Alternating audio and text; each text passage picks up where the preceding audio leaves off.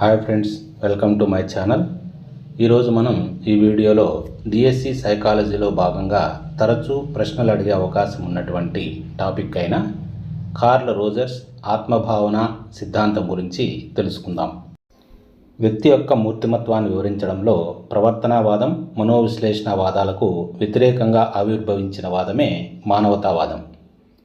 మరి ప్రవర్తనవాదం అనేది మూర్తిమత్వాన్ని ముక్కలు ముక్కలుగా చేసి చూపిస్తే, ఫ్రాయిడ్ మనోవిశ్లేషణ సిద్ధాంతం అనేది మానవ మూర్తిమత్వాన్ని జంతు సహజాత ప్రవర్తన, అచేతన ప్రవర్తన ఎక్కువ ప్రభావితం చేస్తాయని తెలిపింది. మరి మానవ యొక్క ప్రవర్తనను ఆశావాద దృక్పథంతో, అంటే ధనాత్మక గౌరవంతో వ్యాఖ్యానించినటువంటి వాదం ఏది అంటే మానవతావాదం.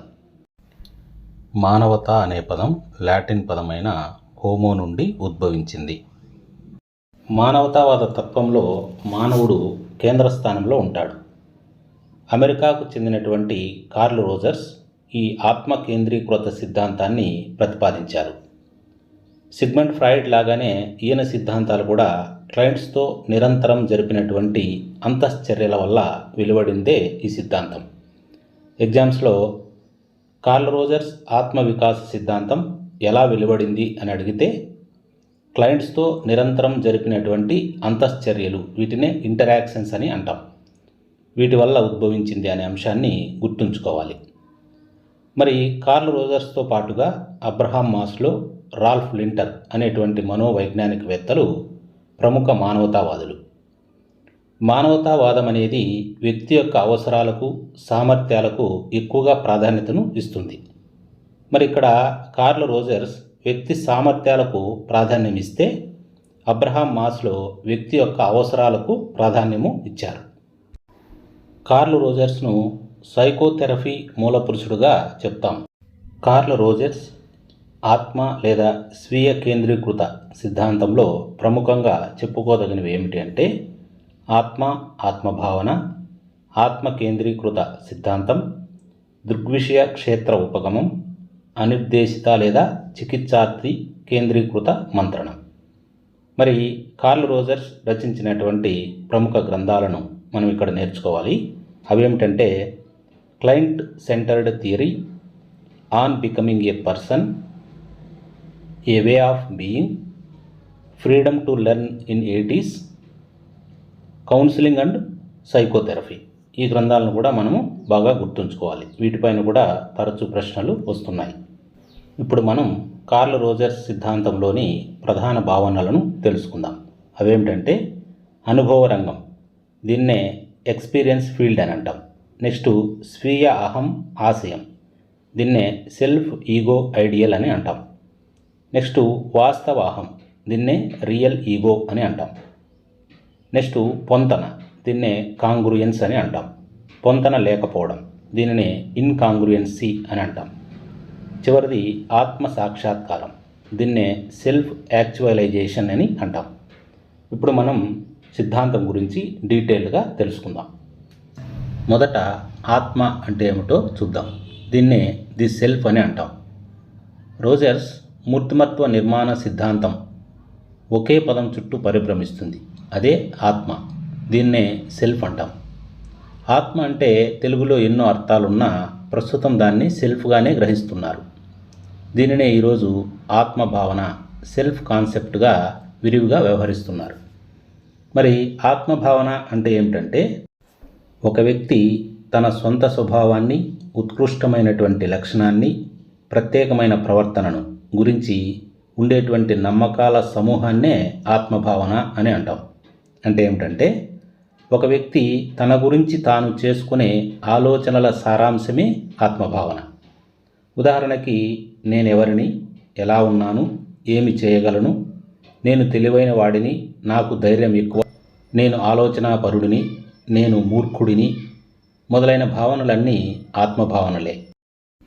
కార్ల్ రోజర్స్ ప్రకారం ఆత్మభావన అనేది వ్యక్తి యొక్క సంజ్ఞానాత్మక అభివృద్ధి మీద, సామాజిక అనుభవాల మీద ఆధారపడి ఉంటుంది. ఆత్మభావన అనేది మూర్తిమత్వ నిర్మాణంలో, వ్యక్తిత్వ వికాసంలో ప్రధాన పాత్ర పోషిస్తుంది. మరి ఆత్మభావన అనేది రెండు రకాలుగా ఉంటుంది. ఒకటి వాస్తవిక ఆత్మభావన, 2 ఆదర్శాత్మక ఆత్మభావన. మరి వాస్తవిక ఆత్మభావన అంటే ఏమంటే, ఒక వ్యక్తి ప్రస్తుతం లేదా వర్తమానంలో ఎలాంటి మూర్తిమత్వ లక్షణాలను, ఎలాంటి ప్రవర్తనను కలిగి ఉన్నాడు అనేది వ్యక్తికి స్పష్టంగా తెలిసి ఉండడాన్నే వాస్తవిక ఆత్మభావన అంటాం. ఉదాహరణకి, నేను పిరికివాడిని, నేను స్వార్థపరుడిని, నేను కోపిష్టిని మొదలైనవన్నీ కూడా వాస్తవిక ఆత్మభావన. మరి ఆదర్శాత్మక ఆత్మభావన అంటే ఏమంటే, ఒక వ్యక్తి భవిష్యత్తులో ఎలాంటి మూర్తిమత్వ లక్షణాలను, ఎలాంటి ప్రవర్తనను పొందాలనుకుంటున్నాడో తెలిపేదే ఆదర్శ ఆత్మభావన. ఉదాహరణకి, నేను ధైర్యవంతుడుగా ఉండాలనుకుంటున్నాను, నేను నిస్వార్థపరుడుగా ఉండాలనుకుంటున్నాను, నేను శాంతంగా ఉండాలనుకుంటున్నాను. ఈ భావనలన్నీ కూడా ఆదర్శాత్మక ఆత్మభావనలు. అంటే ఉన్న ప్రవర్తన వాస్తవ ఆత్మభావన, ఉన్నత ప్రవర్తన ఆదర్శ ఆత్మభావన. అంటే ఉన్న ప్రవర్తన నుంచి ఉన్నత ప్రవర్తనను చేరుకోవడం. ప్రస్తుతం ఉన్నటువంటి ప్రవర్తన వాస్తవ ఆత్మభావన. చేరుకోవాల్సినటువంటి ప్రవర్తన లేదా ఉన్నత ప్రవర్తనను ఆదర్శ ఆత్మభావన అని అంటాం. ప్రతి వ్యక్తి కూడా ఇతరుల నుండి గౌరవాన్ని, గుర్తింపుని కోరుకుంటారు.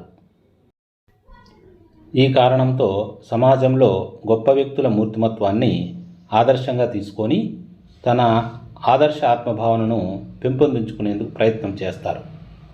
ఈ కోణంలో వ్యక్తి ప్రయాణం నిరంతరం వాస్తవిక ఆత్మభావన నుండి ఆదర్శాత్మక ఆత్మభావన వైపు కొనసాగుతూ ఉంటుంది. ఆత్మభావన అనేది బాల్యం నుండి కౌమార దశ వరకు ఉంటుంది. వాస్తవిక ఆత్మభావనకి, ఆదర్శాత్మక ఆత్మభావనకి మధ్య అంతరాన్ని కొలిచే సాధనం ఏమిటి అని చాలాసార్లు ప్రశ్న అడిగారు. దీనికి సమాధానం సెమాంటిక్ డిఫరెన్షియల్ స్కేల్. మరి వ్యక్తి యొక్క పయనం అనేది వాస్తవిక ఆత్మభావన నుంచి ఆదర్శాత్మక ఆత్మభావన వైపు ప్రయాణిస్తుంది. ఒకవేళ ఈ రెండింటి మధ్య వ్యత్యాసం అనేది చాలా ఎక్కువగా ఉంటే సంఘర్షణ పెరిగి మూర్తిమత్వం అనేది దెబ్బతింటుంది. ఒకవేళ ఆదర్శాత్మక ఆత్మభావన, వాస్తవిక ఆత్మభావన రెండు ఒకటే అయినట్లయితే సర్దుబాటు కలిగి మూర్తిమత్వం అనేది బాగుంటుంది. ఇక్కడ మనం మరొక ముఖ్యమైన అంశాన్ని తెలుసుకోవాలి. అదేమంటే, ఒక వ్యక్తి తనను గురించి తాను భావించేటువంటి ఆత్మభావన అన్ని వేళలా సరైంది కాకపోవచ్చు. అంటే ఉదాహరణకి, నేను తెలివైన విద్యార్థిని అనుకునేటువంటి విద్యార్థి పరీక్షలు రాసిన తర్వాత అతని మార్కులు అతని తెలివి తక్కువతనాన్ని నిరూపించవచ్చు. అంటే ఆత్మభావనకు వాస్తవానికి మధ్య భేదం అనేది ఉంది. ఈ విధంగా ఆత్మభావనకి వాస్తవానికి మధ్య ఉండేటువంటి భేదాన్నే మనం ఏమంటామంటే అంతరం అని అంటాం. కొన్ని సందర్భాలలో ఈ అంతరము లేకపోవచ్చు. అంటే వ్యక్తి ఆత్మభావన వాస్తవంతో సరిపోవచ్చు. దీన్ని అంతరరాహిత్యం అని అంటాం. మరి ప్రతి వ్యక్తిలోనూ ఈ అంతరం ఎంతో కొంత ఉంటుంది. అది ఎంత ఉంటుంది అనేది ముఖ్యమైనటువంటి అంశం.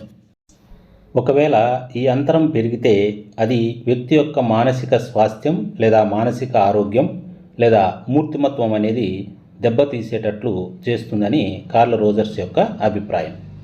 ఇప్పుడు మనం ఆత్మ వికాసం లేదా సెల్ఫ్ డెవలప్మెంట్ అంటే ఏమిటో తెలుసుకుందాం. ఆత్మభావన వికాసంలో ప్రధాన పాత్ర పోషించేటువంటి అభ్యసనం అనుకరణ లేదా సాంఘిక అభ్యసనం. మరి సెల్ఫ్ డెవలప్మెంట్ అంటే ఏమంటే, ఒక వ్యక్తి బాల్యంలో ఎంత అంతరాన్ని, ఎంత అంతరరాహిత్యాన్ని అనుభవిస్తాడో అదే వ్యక్తి మూర్తిమత్వ వికాసాన్ని నిర్ధారిస్తుంది అంటాడు కార్ల్ రోజర్స్. రోజర్స్ అభిప్రాయం ప్రకారం ప్రతి వ్యక్తి ప్రేమను, ఆమోదాన్ని, ఆప్యాయతను కోరుకుంటాడు. పసి వయసులో తల్లిదండ్రులు వీటిని అందిస్తారు.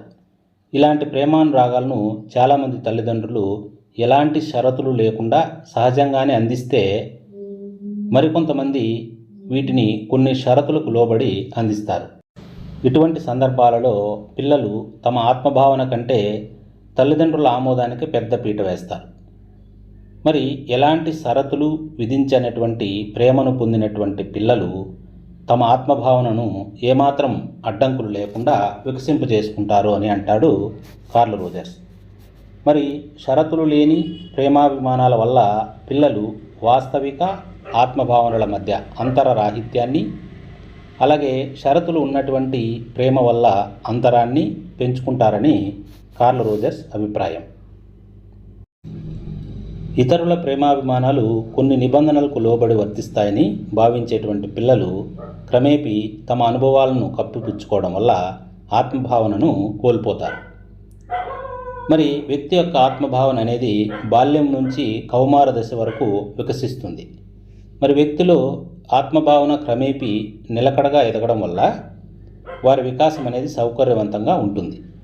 వారు వారి ఆత్మభావనకు లోబడి ఉండేలా రూపొందుతారు. దీనివల్ల 3 రకాల పర్యవసానాలు అనేటివి కలుగుతాయి. వాటిలో మొదటిది, పిల్లలు తమ ఆత్మభావనకు అనుగుణంగా తమను తాము మలుచుకుంటారు. తమ స్వభావానికి అనుగుణమైనటువంటి మూర్తిమత్వాన్ని రూపొందించుకుంటారు. అలా కాని పక్షంలో కేవలం ఎదుటివారి కోసం నటించడం నేర్చుకుంటారు. మరి రెండవ అంశం ఏమంటే, తన ఆత్మభావనకు భిన్నమైన రీతిలో ఎదుటివారి అభిప్రాయాలు ఉంటే వాటిని ఎదుర్కొని నిలదొక్కుంటారు. మరి మూడవ అంశంలో ఆందోళనలు, రక్షణలు అనేటివి ఉంటాయి. అంటే వ్యక్తిలో ఆందోళన, వ్యాకులతను కలుగజేసేది ఆత్మభావనలో ఉన్నటువంటి ఒడిదుడుకులే. మరి ఆత్మభావనలు అంతరం ఎక్కువగా ఉంటే రక్షక తంత్రాలు ఉపయోగించుకుంటూ తాత్కాలికంగా ఉపశమనం పొందుతూ ఉంటాడు. నెక్స్ట్, ఆత్మ సాక్షాత్కారం. దీన్నే సెల్ఫ్ యాక్చువలైజేషన్ అని అంటాం. రోజర్స్ ప్రకారం ఆత్మ వికాసంలో లేదా స్వీయ వికాసంలో చివరి అంశం ఏమిటంటే ఆత్మ సాక్షాత్కారం. వ్యక్తి నేనేమిటి, నేను ఎలా ఉన్నాను, నేను ఎలా ఉండాలి అనే అంశాలను సంపూర్ణంగా అర్థం చేసుకొని తన గురించి తాను పూర్తిగా తెలుసుకొని తనను తాను ఆదర్శ ఆత్మభావనకు అనుగుణంగా పూర్తిగా మార్చుకొని వాస్తవిక ఆత్మభావనకు, ఆదర్శాత్మక ఆత్మభావనకు మధ్య శూన్య అంతరాన్ని ఏర్పాటు చేసుకుంటే తనను తాను సంపూర్ణంగా ఆవిష్కరించుకోవడమే అని అర్థం. ఇదే ఆత్మ సాక్షాత్కారం అవుతుంది. అంటే వ్యక్తి తన సామర్థ్యాలన్నింటినీ పరిపూర్ణంగా వినియోగించుకోవడమే ఆత్మ సాక్షాత్కారం. ఇది వ్యక్తిత్వాన్ని పెంపొందిస్తుంది. ఈ విధంగా కార్ల్ రోజర్స్ ప్రతిపాదించిన చికిత్సార్థి కేంద్రీకృత మంత్రణం, క్లయింట్ సెంటర్డ్ కౌన్సిలింగ్ వలన చికిత్సార్థి ఆత్మభావనలో పురోభివృద్ధి కనబడి అంతర్వ్యక్తిగత సంబంధాలు అనేటివి మెరుగుపడతాయి. మరి కార్ల్ రోజర్స్ గాఢంగా నమ్మినది ఏమంటే, మానవుల ప్రేరణలు ధనాత్మకంగా ఉండి సామర్థ్యాలను సంపూర్ణంగా వినియోగించుకొని అభివృద్ధి చెందాలి. వ్యక్తి తన ఆత్మభావనకు, వాస్తవికతకు మధ్య అనుగుణంగా వ్యవహరించడం మంచిది అని అంటారు.